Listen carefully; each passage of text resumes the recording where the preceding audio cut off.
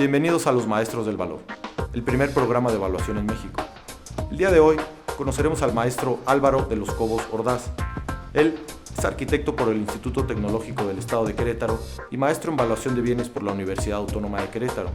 El maestro Álvaro obtuvo su grado con la investigación Cómo evaluar una paloma mensajera, una aplicación del proceso analítico jerárquico. Lo hemos invitado para hablar este día sobre evaluación de semovientes, así que acompáñenme a la ciudad de Querétaro a conocer al maestro Álvaro, quien nos dará un vistazo al mundo de la colombofilia a través de los ojos de la evaluación. ¿Qué tal? Buenas tardes, bienvenido maestro Álvaro. Gracias. Muchas gracias por haber aceptado esta entrevista. Al contrario. Lo hemos invitado para hablar sobre su investigación, sobre un tema particular, la evaluación de cierto tipo de bienes en esta disciplina, evaluación de semovientes, ¿verdad? En particular, evaluación de una paloma mensajera. Entonces, pues recordemos que este es un programa dirigido a estudiantes de especialidad de maestría en evaluación, de tal manera que nos gustaría que los conceptos fueran quedando claros.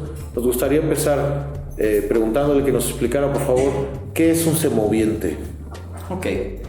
Dentro de los bienes, semoviente es aquel tipo de bien que tiene capacidad de movimiento por sí mismo y que por lo tanto, dentro del tema de la evaluación, que es susceptible de un intercambio económico. Esa es la definición. En este caso, los animales, más para el tema de la tesis, las palomas de competencia. Entonces, entre los semovientes, pues hay aquellos que son muy especializados, como las palomas, y por lo tanto se habla de colombofilia, y pues los más comunes, sobre todo para consumo humano, como pueden ser cualquier tipo de ganado para consumo humano, reses, cerdos, ovejas, etcétera, etcétera. Ok, bueno, muchas gracias, maestro. Nos gustaría ahora que nos platicara un poco sobre la historia de la colombofilia, en qué países inició, pues todo lo que nos pueda comentar un poco acerca de este deporte de especialización. La colombofilia, digamos, significa amigo de las palomas. Comienza como un medio de comunicación muy rudimentario en el que el hombre se aprovecha de la gran capacidad de orientación que tienen las palomas. Casi todas las aves tienen un gran instinto natural para poder volver a su casa, un gran sentido de orientación, pero las palomas en específico, la ciencia hasta la fecha no se pone de acuerdo porque es uno de los animales con mejor nivel de orientación. Es decir, si la paloma nace en Querétaro y la soltamos nosotros en Durango, por sí misma puede volver al lugar donde nació. Entonces, la colombofilia empieza como un sistema rudimentario de comunicación. Sin embargo, la competencia ya como tal, la colombofilia, es cuando los colombófilos o creadores de palomas de competencia comienzan a registrar los tiempos de llegada de las palomas, y es como surge la competencia en sí. Entonces consiste en que todos los colombófilos sueltan a sus palomas de un lugar determinado, y todas las palomas tienen que haber nacido en el mismo estado, en el mismo municipio. Entonces, con unos anillos o chips especializados y con unos relojes con sensores, la competencia consiste en registrar cuál de las palomas llega antes que las demás. Esa es la competencia de la colombofilia. Ok, entonces, nace como un medio de comunicación, después se empieza a hacer deporte al momento en que empiezan a medir desempeños, ¿no? Así es. Y como los medios o la tecnología ahora nos ha invadido, al principio no había chips o GPS, ¿no? Era un poco más manual con cronómetros, y hoy en día ya la tecnología está ahí de lleno, ¿verdad? Así es. Y por ejemplo, ¿cómo podríamos, para nuestra audiencia, cómo podemos definir una paloma como tal? ¿Qué tipo de razas hay? ¿Hay algunos países que dominen esta disciplina en la actualidad? ¿Qué nos puede comentar acerca de esto? La paloma como tal proviene de la paloma silvestre conocida como Columba livia, que es una paloma que se le llama de las rocas, con mucha penetración, sobre todo en Europa. Entonces, esta paloma es físicamente muy similar a la que podemos encontrar en cualquier iglesia, en cualquier ciudad, realmente. Sin embargo, como sucede en la mayor cantidad de semovientes, la cruza continua ha hecho que los creadores comiencen a potenciar ciertos rasgos dentro de las palomas. El país que por excelencia es el fundador de esta disciplina y es el campeonísimo, por así decirlo, y es el que mayor conocimiento tiene en la técnica de crianza de las palomas, es Bélgica. Y comienza como una historia conocida con la familia Janssen de Arendon. Arendon es un pueblo en Bélgica donde esta familia Janssen empieza una cruza metódica hasta lograr la raza Janssen. Y no digo que sea la primera, pero es de las primeras que lo hace de una forma sistemática y ordenada. Y de ahí podemos mencionar algunas de las razas principales, como Meulemans, Dordim, Heremans, etcétera, etcétera. Pero de las principales podemos decir la Janssen, es la raza por excelencia.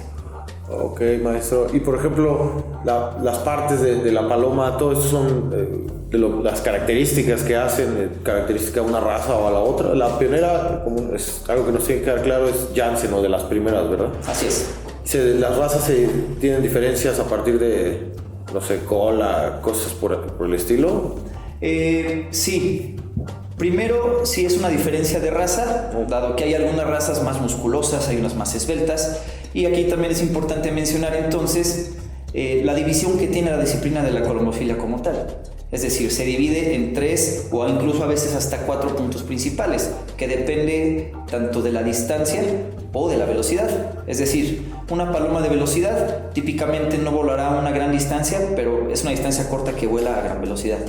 Medio fondo es una distancia un poco más grande con menos velocidad. Fondo es una distancia mucho más grande con menor velocidad. Y gran fondo es como si lo comparáramos con un maratonista humano. Entonces, aparte de las razas, la disciplina o especialización que tengan las palomas modifica su físico. Por ejemplo, las palomas de velocidad es como un atleta, como Usain Bolt, por así decirlo, ¿no? Es muy musculosa la paloma, sus alas son mucho más cortas y no tiene mucha resistencia, pero sí es mucha explosividad. Y una paloma de gran fondo, al contrario, es mucho más delgada, no tiene tanta masa muscular, pero es más fibrosa, sus alas son mayores, tiene muchísima resistencia. Entonces, esa es una división dentro de las palomas que podemos catalogar. Ok, maestro. Y por ejemplo, una de corto fondo, de corto alcance, de más velocidad, ¿cuántos kilómetros, para darnos una idea? Y una de gran fondo, como un maratonista, pues para darnos una idea, ¿cuánto es lo que vuela una paloma? Desde lo más corto hasta las de gran fondo. Sí, bueno, aquí podemos hablar de kilómetros. Entonces, una paloma de velocidad puede volar a 100 kilómetros, hasta 300 kilómetros. Y ya de gran fondo, 350 kilómetros en adelante. Una de gran fondo puede llegar a volar más de 1000 kilómetros. Entonces, sí, es mucha la diferencia en distancia y por lo tanto esa diferencia que te comento en cuanto a fisionomía. Ok, maestro. Y por ejemplo, ¿existe alguna definición oficial para una paloma de competencia? ¿Una paloma mensajera, colombófila? ¿Cómo se le llamaría? Sí, las palomas mensajeras como tal son aquellas cuya fisionomía y cuya genealogía las hacen capaces de competir en torneos calificados dentro de alguna asociación colombófila. Esa es la definición.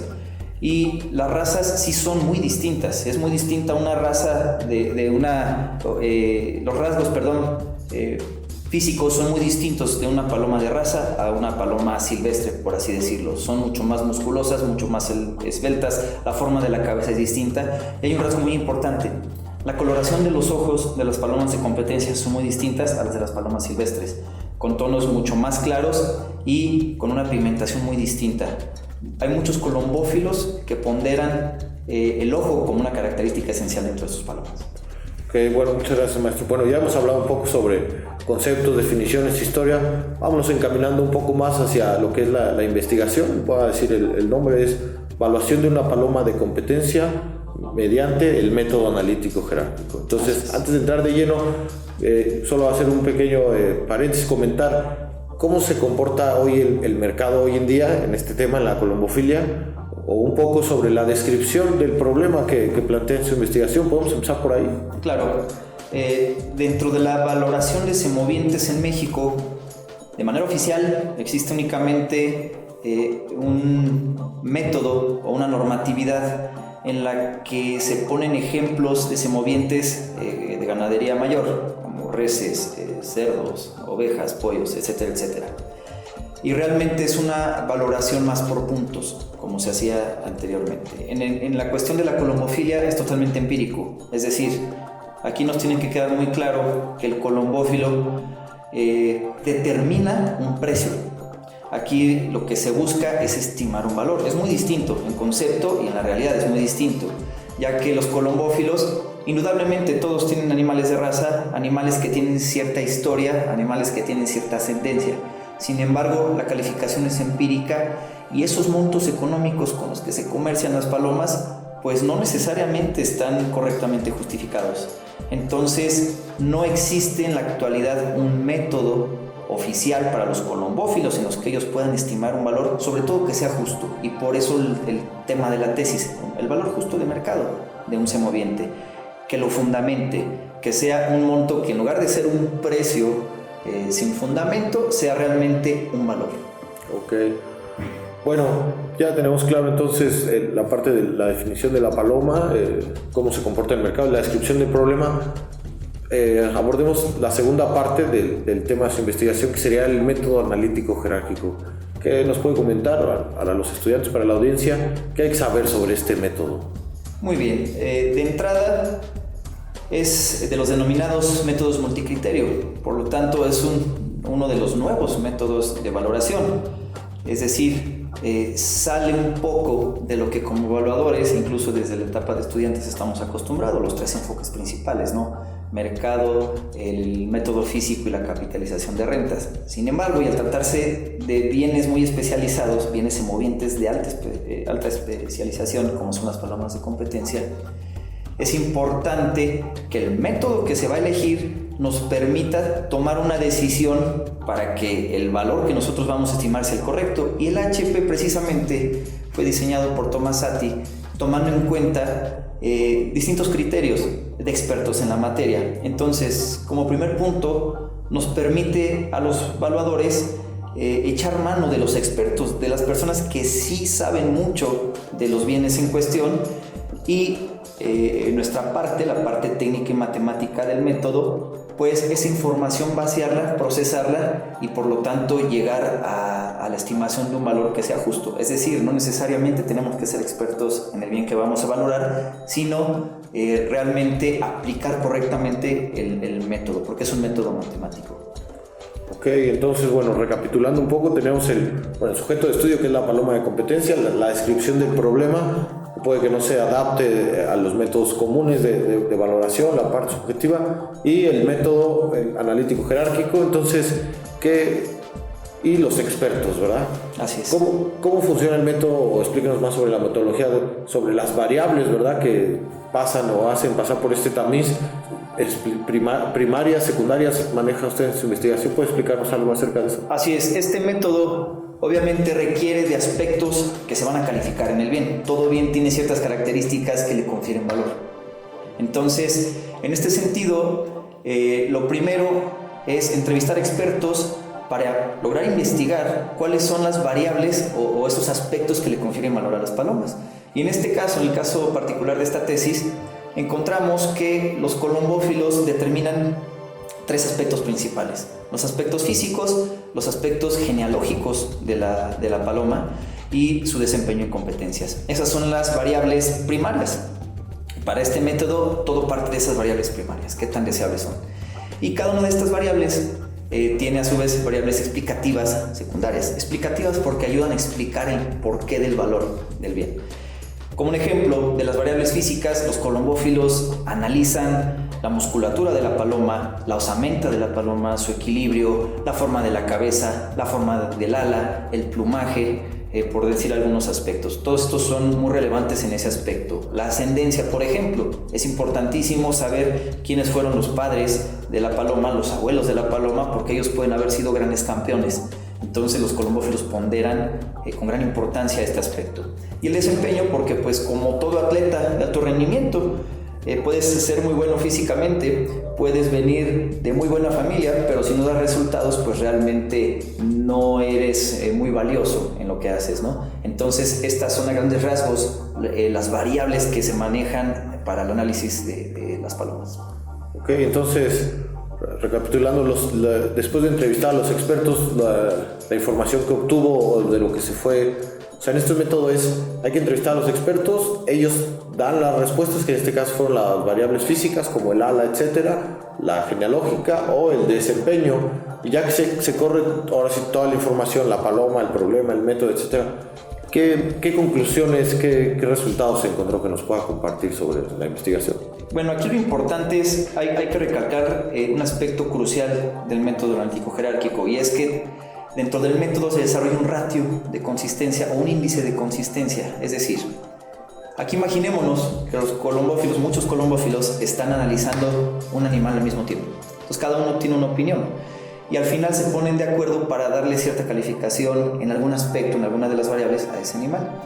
Y este método tiene un porcentaje. Si ese porcentaje es el adecuado, quiere decir que las opiniones de los expertos están siendo congruentes. Entonces, quería resaltar este aspecto porque dentro de los resultados de la investigación se partió, como decíamos al principio, de un precio obtenido de manera empírica dentro de las comparables palomas que se comparan respecto a un sujeto que queremos valorar. Sin embargo, en los resultados, ya tomando en cuenta ahora sí todas las características que ellos mismos como expertos analizan en la paloma y procesándolas en este método analítico jerárquico, nos damos cuenta, empezando por los colombófilos, de que el valor justo que deberían de tener sus animales pues dista mucho del que ellos suponen que tiene. Entonces ellos mismos, como expertos en palomas, se dan cuenta de que sí es necesario un método que les ayude a sustentar realmente lo que merece en cuanto a valor los animales. Entonces realmente el resultado de esta investigación pues sí fue sobresaliente en ese sentido. Una cosa es lo que nosotros creemos que las cosas valen y otra cosa es lo que realmente vale. O sea que digamos que una vez que se establecen las relaciones entre las características de los diferentes estudiados y el dinero, puede ser como el equivalente a quitarse un velo, ¿verdad? Los colombófilos de que digan soy muy subjetivo o no tanto, ¿verdad?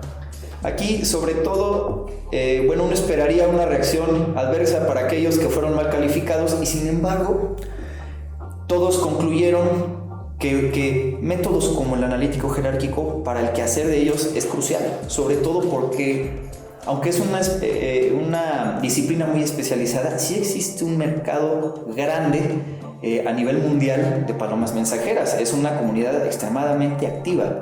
Entonces ellos mismos están de acuerdo en que el método empírico que ellos han utilizado toda la vida no es el más adecuado y por lo tanto concluyeron, incluso tengo la suerte de poder decirte que ya están utilizando el método que yo desarrollé durante mi tesis y lo siguen usando de manera consistente, al menos ese grupo de colombófilos que participó. Y por lo tanto, pues les está ayudando. Entonces, para los estudiantes que nos están escuchando, pues sí hay una relación entre la vida real y lo que nosotros estamos aprendiendo en la escuela y aplicando en la vida diaria. Bueno, maestro Álvaro, ahora nos gustaría que nos explicara un poco sobre una paloma y las partes que lo componen. Sí, mira, estas tres láminas que estamos viendo ejemplifican muy bien aquellos aspectos que los colombófilos ponderan de sus palomas. De entrada, esta imagen con las manos es la forma empírica.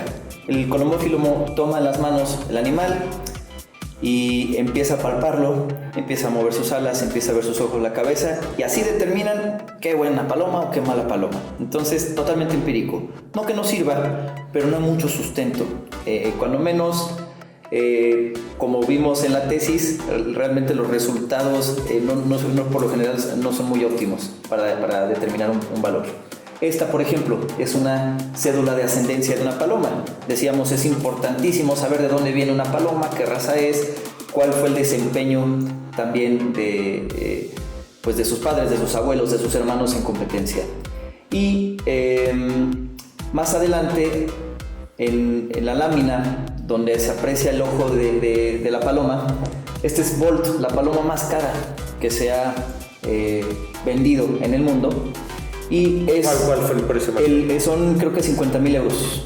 Entonces, lo compró un empresario chino y vemos el fenotipo o las características físicas de la paloma, muy esbelta, muy atlética, el ojo, el ala y las competencias que ganó esta paloma. Entonces son básicamente los aspectos que se ponderan incluso en la tesis por opinión de los expertos.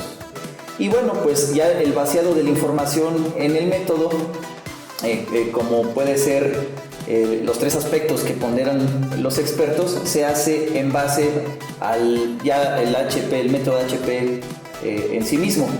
Importante, si se hace una comparación de los precios con los que se vendían las palomas y realmente los valores con los que se concluye la investigación, podemos entender que la cuestión empírica realmente no tiene nada que ver con el valor justo que deben de tener las palomas. O sea que las tasaciones en el día a día o los precios que se ofertan en el mercado tienen una gran carga de subjetividad. Demasiada. De hecho, ellos mismos se dieron cuenta una vez que se llega a los resultados finales, ellos se dan cuenta de esa gran diferencia, pero como ellos mismos calificaron a todas y cada una de las palomas comparables, entonces ellos mismos determinaron ese valor al final.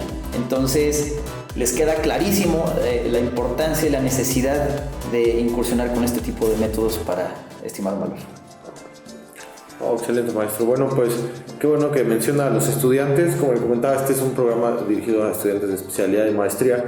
Bueno, sabemos que en algunas universidades, ya en los últimos semestres, los estudiantes tienen que llevar las materias de seminario de tesis 1, 2, metodología de la investigación. Entonces, si alguien de los estudiantes que está viendo quisiera tomar este tema como un posible tema de titulación, podría engancharlo, a lo mejor no necesariamente a las palomas mensajeras, sino que, pues si entendí bien así, el ganado tradicional es un semoviente, tal vez hasta un perro, ¿no? Un perro de ornato y competencia. Entonces, si alguien quisiera en algún lado decir, no, pues yo me quiero titular y quiero evaluar los perros de la policía, o los perros campeones, o algún otro animal, ¿no? Así de diferente, podría equivaler este modelo y aplicarlo, ¿sí?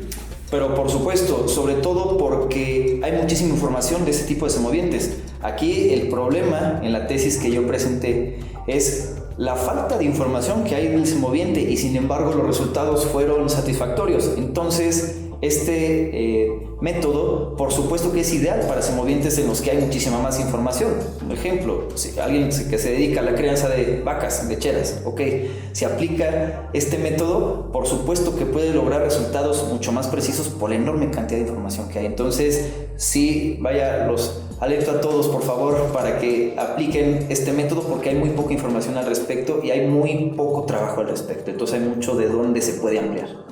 Ok, entonces, bueno, nada más para que le quede así claro a los estudiantes, o sea, lo que tendrían que hacer es lo mismo que hizo usted, o sea, buscar expertos, ya sea de perros pastor alemán o de vacas, preguntarles, que ellos digan cuáles son las variables y armar sus matrices, ya, o sea, hacer lo mismo, la metodología del AHP, pero con expertos de animales o de ganado, etcétera, pero debe de funcionar, ¿no? Exactamente. Aquí lo importante de este método, como todos los métodos que se aplican en la valoración de cualquier tipo de bien, es la calidad de la información que nosotros vamos a procesar en cualquiera que sea el método que elijamos. Entonces, en este método en particular, la participación de los expertos es crucial. Ok. Bueno, finalmente la pregunta que le hacemos a todos los invitados, maestro, bueno, de antemano, gracias por haber estado en esta entrevista, gracias por haber estado aquí. Bueno, es la pregunta, ¿qué mensaje le manda usted? Pues una pregunta libre a los estudiantes de especialidad y maestría en evaluación. Sobre todo que se atrevan a salirse de lo común, que no todo en la valoración son los 3 métodos o los 3 enfoques más utilizados, no por restarles valor, pero hay mucho que explorar. Hay valoración de semovientes como mi tesis, hay valoración de activos ambientales, hay valoración de intangibles, que es todavía un terreno muy inexplorado para los evaluadores. Entonces, que se atrevan a proponer cosas nuevas. Lo peor que puede pasar es que aprendan un poquito más. Ese es el peor de los casos. Entonces, atrévanse. Ese es mi consejo. Bueno, pues muchas gracias, maestro, por haber aceptado esta entrevista. Al contrario, gracias a ti. Muchas gracias por habernos acompañado. Los espero en nuestro próximo capítulo, donde conoceremos a nuestro siguiente maestro del valor, que nos ayudará a entender por qué saber evaluar es saber pensar.